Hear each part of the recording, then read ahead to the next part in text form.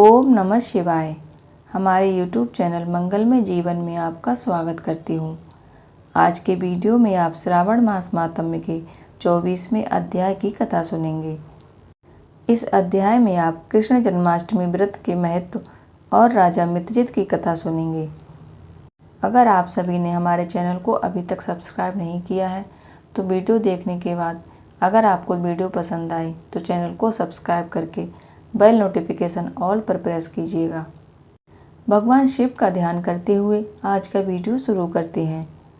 ईश्वर बोले कि हे ब्रह्मपुत्र, पूर्व कल्प में दैत्यों के भार से अत्यंत पीड़ित हुई पृथ्वी व्याकुल तथा दीन होकर ब्रह्मा जी की शरण में गई। उनके मुख से सारी बात सुनकर ब्रह्मा जी ने देवताओं के साथ क्षीर सागर में विष्णु भगवान के पास जाकर स्तुति करके उनको प्रसन्न किया।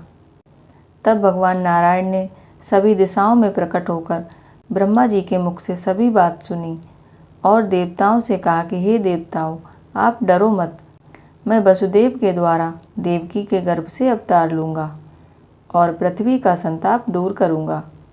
सभी देवता लोग यादवों का रूप धारण करें, ऐसा कहकर भगवान विष्णु अंतर्ध्यान हो गए। समय आने पर वह देवकी के गर्भ से उत्पन्न हुए।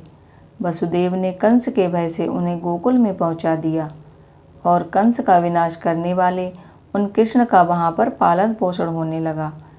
बाद में मथुरा में आकर उन्होंने अपने अनुचरों के सहित कंस का वध किया। तब पुरवासियों ने आदरपूर्वक यह प्रार्थना की कि हे कृष्ण, हे भक्तों को अभय देने वाले, हे देव, हम आपसे कुछ निवेदन करते हैं, इसे कृपया करके हम लोगों को बताएं। आपके जन्मदिन के कार्यों को कोई कहीं नहीं जानता। वह सब आपसे जानकर हम सभी लोग उस जन्मदिन का उत्सव मनाना चाहते हैं। अपने प्रति उनकी श्रद्धा देखकर भगवान कृष्ण ने अपने जन्मदिन के संपूर्ण कार्यों को उनसे कह दिया। उसे सुनकर पुरवासियों ने भी विधि विधान पूर्वक उस व्रत का उत्सव मनाया और भगवान विष्णु ने सभी व्रत करने वालों को अनेक वर प्रदान किए। भगवान शिव कहते हैं कि हे सनत कुमार, अब मैं आपको राजा मितजित की कथा सुनाता हूँ, इसे ध्यान पूर्वक सुनिए। अंग देश में उत्पन्न एक मितजित नामक राजा था। उसका पुत्र महासेन सत्यवादी तथा सदाचारी था। सब कुछ जानने वाला वह राजा अपनी प्रजा का पुत्र की भांति पालन करता था। इस प्रकार रहते हुए अचानक से राजा को दैव योग से पाखंडियों की संगति प्राप्त हो गई और उनके संगति से वह राजा अधर्म में लीन हो गया। वह राजा वेद, शास्त्र, पुराणों की निंदा करने लगा और अपने धर्म के प्रति द्वेष भाव करने लगा। बहुत दिन बीतने के बाद काल की प्रेरणा से वह राजा मृत्यु को प्राप्त हो गया और यमदूतों के द्वारा पाश में बांधकर पीटते हुए यमराज के पास ले जाते हुए वह बहुत दुखी हुआ। दुष्टों की संगति के कारण उसे नरक में गिरा दिया गया और वहाँ बहुत समय तक उसने यातनाएं प्राप्त की। यातनाओं को भोगकर अपने पाप के शेष भाग से वह पिशाच योनि को प्राप्त हुआ। भूख व प्यास से व्याकुल होकर वह घूमता हुआ राजा मारवाड़ के देश में आकर किसी वैश्य के शरीर में प्रवेश करके रहने लगा। वह उसी के साथ पुण्यदायिनी मथुरापुरी चला गया। वहाँ पास के ही रक्षकों ने उस पिशाच को उसके घर से निकाल दिया। तब वह पिशाच वन तथा ऋषियों के आश्रम में घूमने लगा।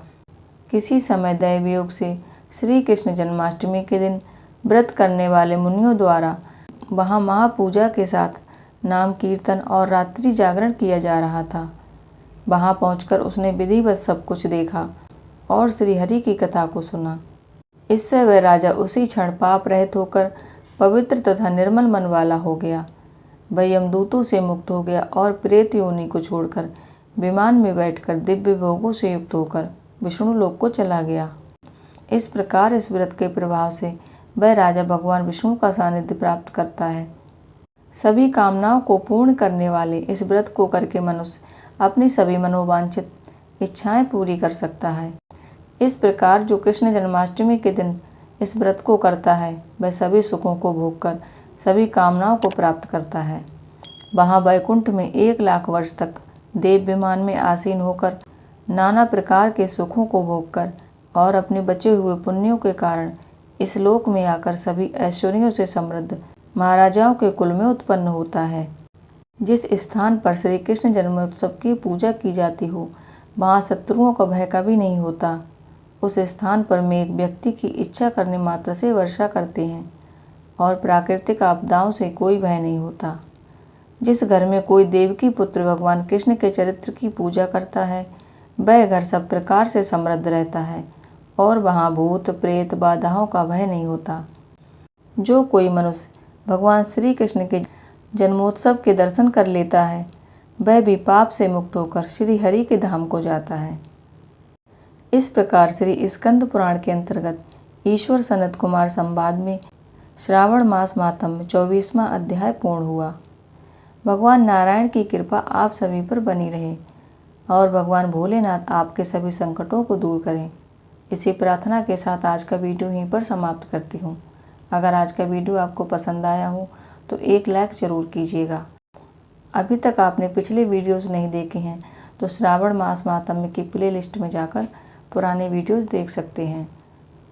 ओम नमः शिवाय। राधे कृष्ण।